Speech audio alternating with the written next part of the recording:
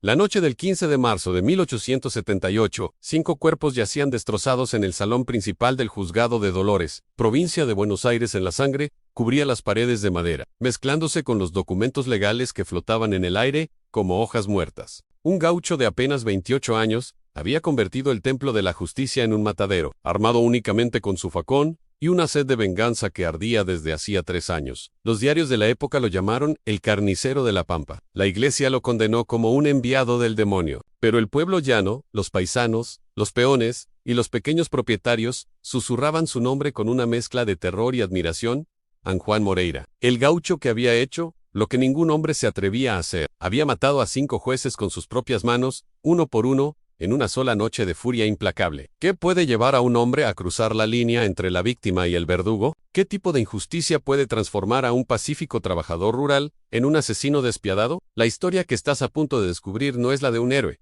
tampoco la de un villano común. Es la historia de un sistema corrupto que devoró a un hombre hasta que éste decidió devorar de vuelta. En 1878, Argentina vivía una época de transformación brutal. La Pampa se estaba acercando, los gauchos perdían su libertad ancestral, y los jueces rurales ejercían un poder absoluto sobre las vidas de los pobladores. Podían arrebatar tierras, encerrar inocentes y destruir familias con un simple trazo de pluma, y nadie, absolutamente nadie, se atrevía a desafiarlos. Hasta que Juan Moreira lo hizo. Esta es la historia real de cómo 5 sentencias injustas firmaron la sentencia de muerte de quienes las dictaron. Una historia de sangre, honor y venganza que estremeció los cimientos del poder en la Argentina del siglo XIX.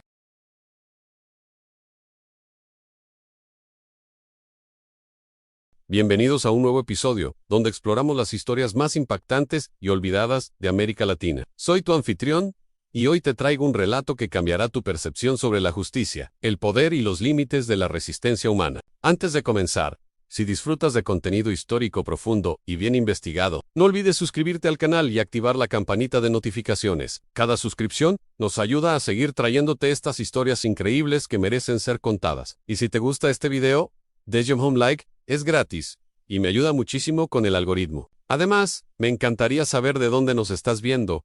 Escribe en los comentarios tu ciudad y país. ¿Nos ves desde Buenos Aires?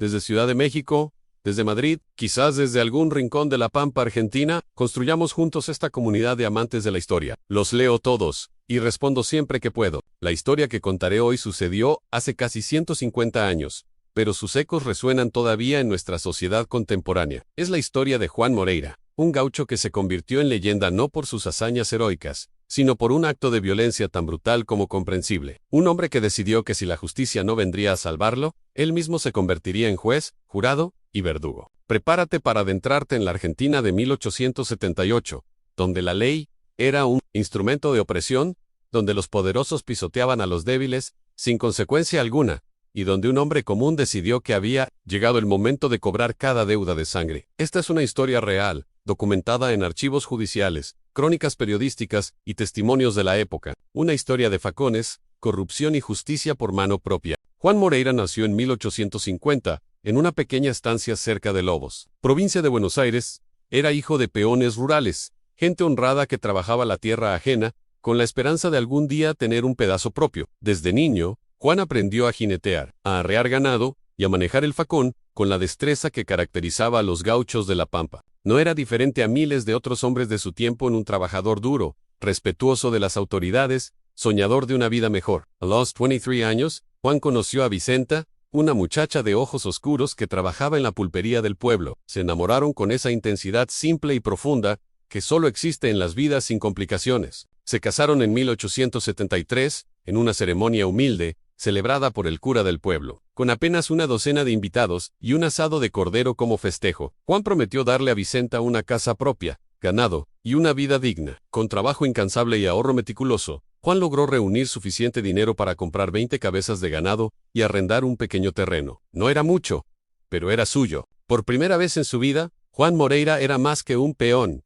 Era un hombre con propiedades, con futuro, con dignidad. Los vecinos lo respetaban, los comerciantes le fiaban, y el alcalde lo saludaba cuando lo veía en el pueblo. Pero en la Argentina de 1870, la tierra estaba cambiando de manos rápidamente. Los grandes estancieros, aliados con políticos y jueces, expandían sus dominios absorbiendo propiedades pequeñas. El cercamiento de la Pampa no era solo una transformación económica, Era una guerra silenciosa contra el modo de vida gaucho. Y en esa guerra, los jueces rurales eran los generales de los poderosos. Don Mariano Miró era uno de esos jueces. Presidente del juzgado de Dolores, Miró había hecho su fortuna no con la toga sino con la corrupción descarada. Compraba sentencias, vendía tierras ajenas y encarcelaba a quien se opusiera a sus designios. Los estancieros ricos lo adulaban, los pobres lo temían, y las autoridades provinciales hacían la vista gorda ante sus excesos, porque Miró compartía allí generosamente las ganancias. En 1875, el destino de Juan Moreira se cruzó con el de Mariano Miró, un estanciero vecino. Don Sardetti codiciaba el terreno que Juan arrendaba. Era una parcela pequeña, pero estratégica, con acceso a un arroyo y buenos pastos. Sardetti le ofreció a Juan una cantidad ridícula por abandonar el contrato de arrendamiento. Juan rechazó la oferta educadamente. Tenía un contrato legal, había pagado por adelantado, y la tierra era legítimamente suya por 2 años más. Sardetti no aceptó la negativa. Acudió a su amigo Mariano, Miró con una botella de whisky francés y una bolsa de monedas de oro. Le explicó su problema. Necesitaba esa tierra, pero un gaucho insolente se negaba a irse. Miró sonrió mientras contaba las monedas. Para él, este era un negocio más, una transacción simple. Llamó a su secretario y le dictó una orden judicial en Juan Moreira. Debía presentarse ante el juzgado acusado de robo de ganado. La acusación era completamente falsa. Juan jamás había robado nada en su vida, pero en el sistema judicial corrupto de la época, la verdad era irrelevante. Lo que importaba era quién tenía el dinero para comprar la sentencia. Cuando Juan recibió la citación, no entendió la gravedad de la situación. Pensó que se trataba de un error administrativo que se resolvería fácilmente.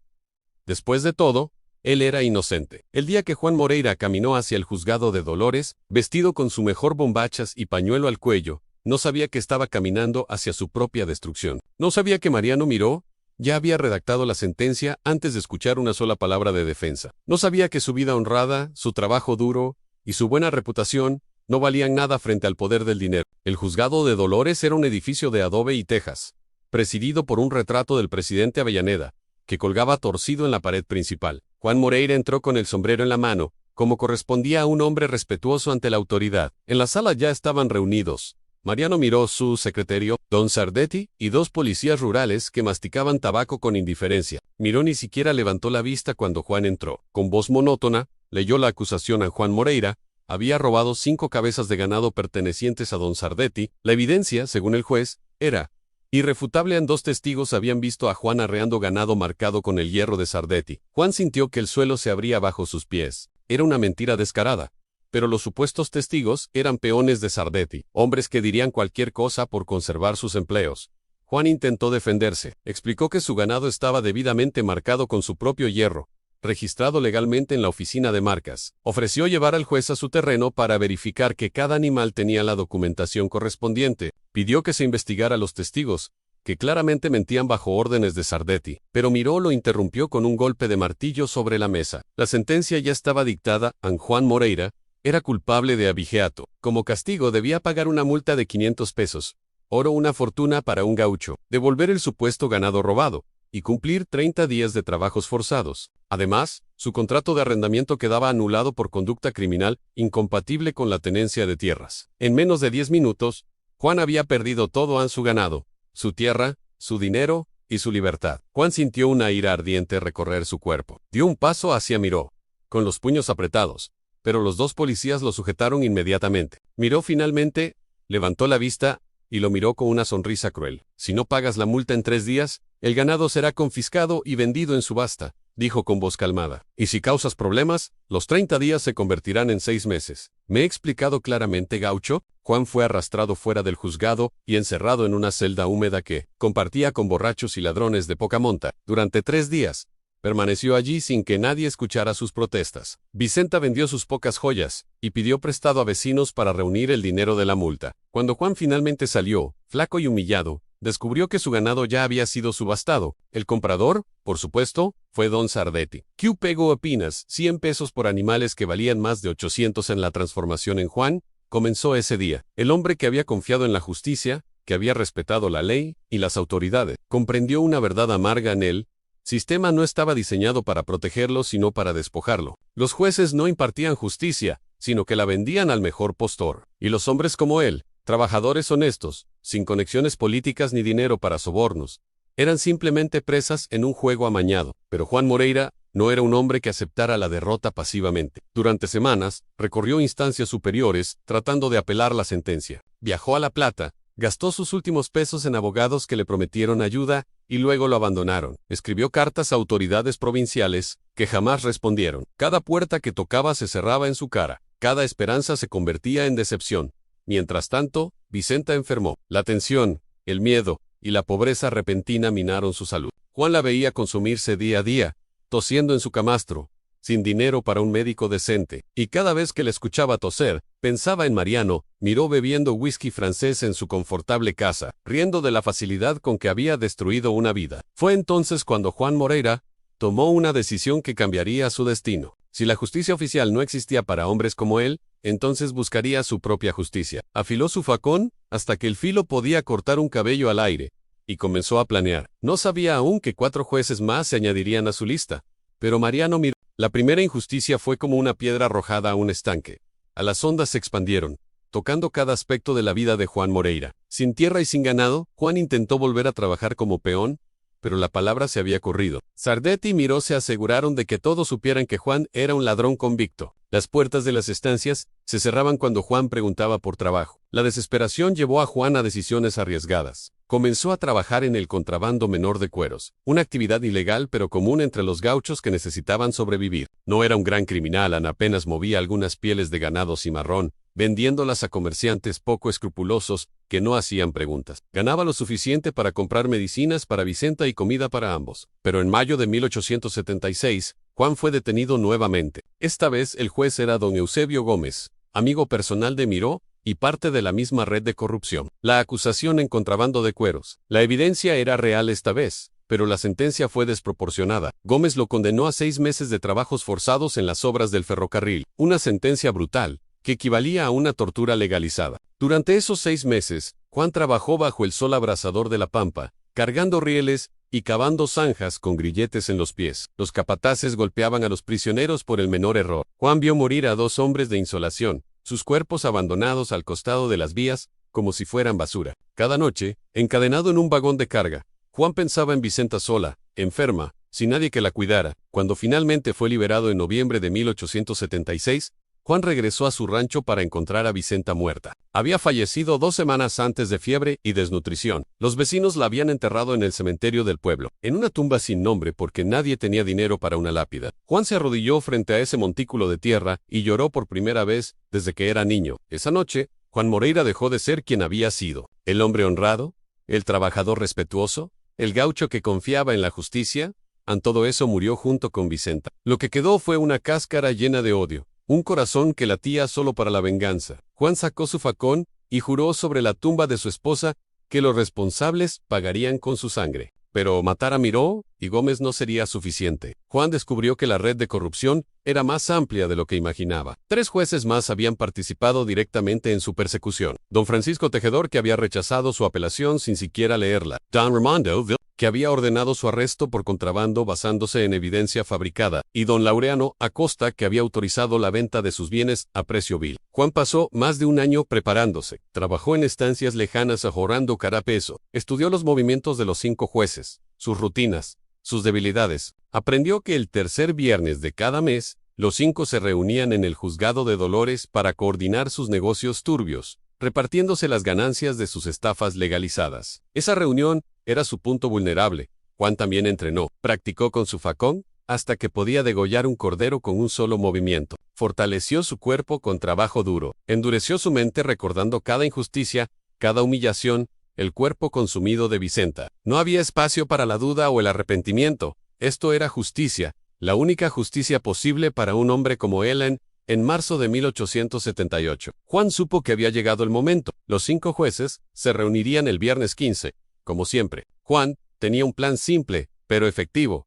Esperaría hasta el anochecer, cuando los jueces estuvieran borrachos de vino y confiados en su impunidad. Entraría por la puerta trasera que conocía bien, y no saldría hasta que los 5 estuvieran muertos. La noche del 14 de marzo, Juan afiló su facón por última vez. Escribió una carta breve explicando sus razones, nombrando cada injusticia, cada delito que los... El viernes 15 de marzo de 1878, amaneció con un cielo gris plomizo que amenazaba tormenta. Juan Moreira despertó antes del alba, se vistió con su ropa de gaucho, se persignó frente a una pequeña imagen de la Virgen y salió de su rancho sin mirar atrás. Llevaba su facón en el cinto, oculto bajo el poncho. Su corazón latía con un ritmo constante.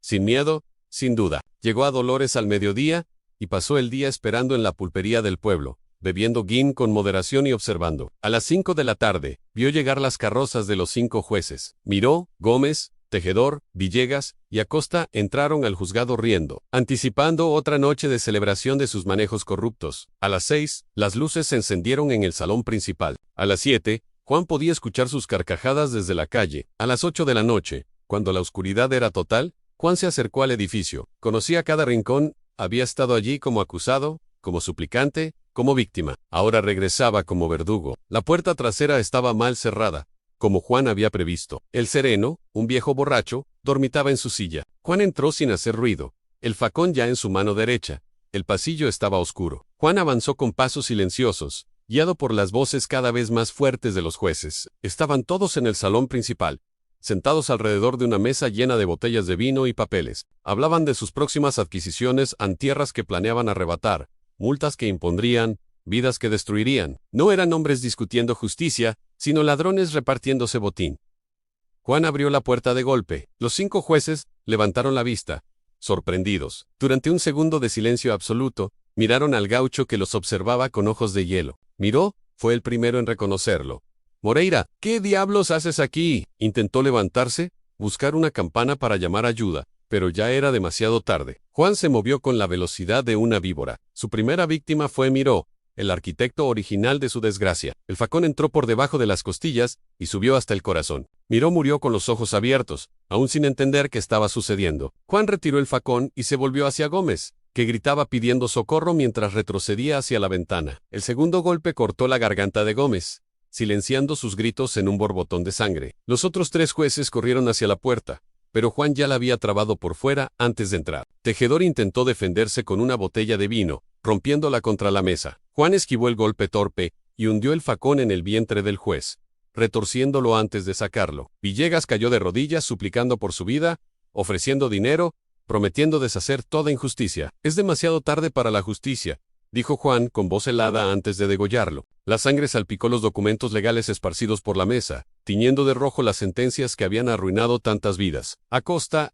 el último, se había acurrucado en una esquina, temblando y llorando. Era el más joven de los 5, apenas 30 años, y Juan sintió un momento de duda, pero entonces recordó la tumba sin nombre de Vicenta, y la duda se evaporó. El quinto y último golpe fue rápido y misericordioso. Acosta murió instantáneamente. Juan se quedó de pie en medio del salón, rodeado de 5 cadáveres, cubierto de sangre de pies a cabeza. El silencio era absoluto, excepto por el goteo de sangre sobre el piso de madera. No sentía triunfo ni satisfacción, solo un vacío inmenso. La venganza, descubrió, no devolvía nada de lo perdido, pero al menos la deuda estaba saldada.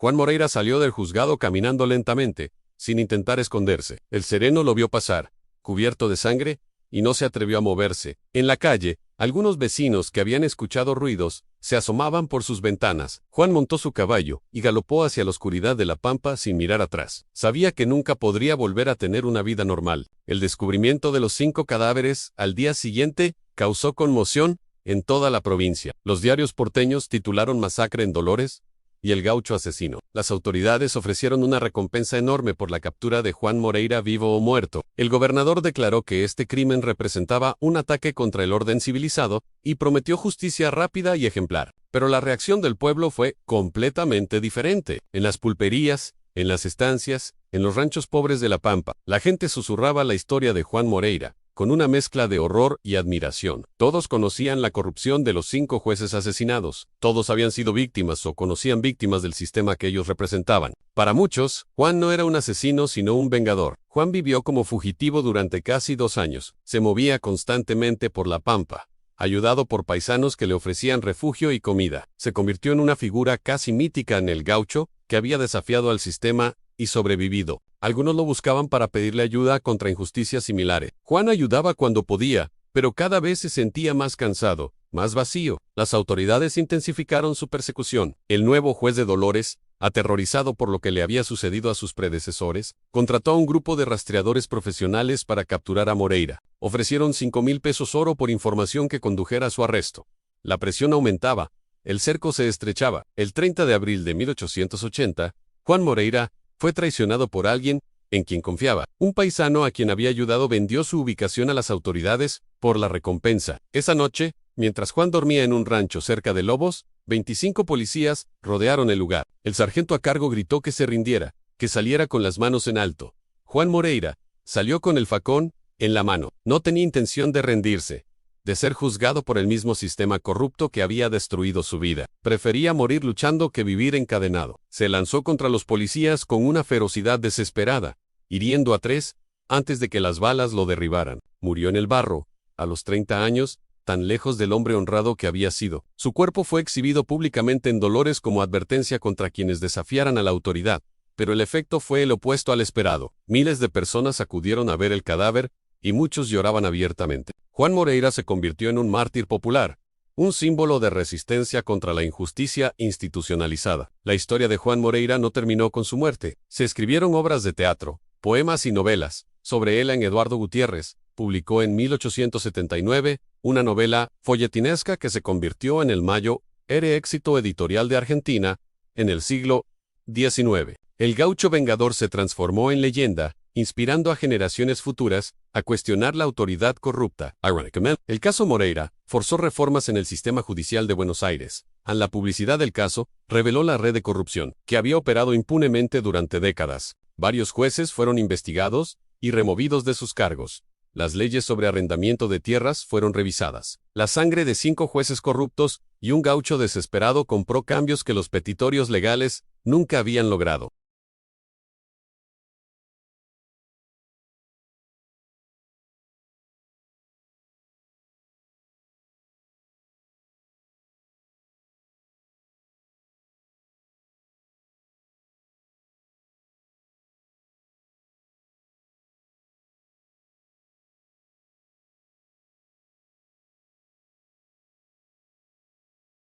La historia de Juan Moreira nos confronta con preguntas incómodas que siguen siendo relevantes casi 150 años después. ¿Qué debe hacer un ciudadano común cuando el sistema de justicia se convierte en instrumento de opresión? ¿Dónde termina la legítima defensa y comienza el crimen? ¿Puede la violencia estar justificada cuando todos los caminos legales están cerrados? No hay respuestas fáciles, pero la historia nos obliga a hacernos estas preguntas. Juan Moreira no fue un héroe en el sentido convencional. Mató a 5 hombres con sus propias manos, un acto brutal que lo convirtió en asesino ante la ley. Pero tampoco fue simplemente un criminal. Fue el producto de un sistema profundamente injusto que destruyó a un hombre honesto hasta que éste no tuvo más opción que destruir de vuelta. Su historia es un recordatorio de que la justicia institucional, que no sirve al pueblo, eventualmente enfrentará la justicia popular. Y esa segunda forma de justicia siempre es sangrienta. Si esta historia te impactó, compártela con amigos que aprecien la historia real y cruda. Suscríbete para más contenido histórico que desafía narrativas convencionales. Y recuerda,